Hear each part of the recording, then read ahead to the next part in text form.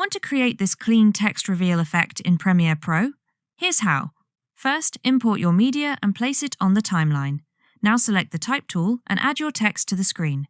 Once you've typed your text, switch to the Selection tool and position it wherever you want it to appear.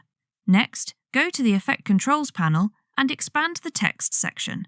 From there, choose the Rectangle Mask option and adjust it so it covers your text properly.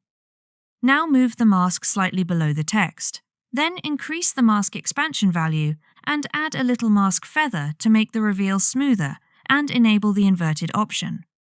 Now adjust the position of the text so that it is completely hidden behind the mask. Move a few frames forward on the timeline and create a position keyframe. Then move the text back to its final visible position.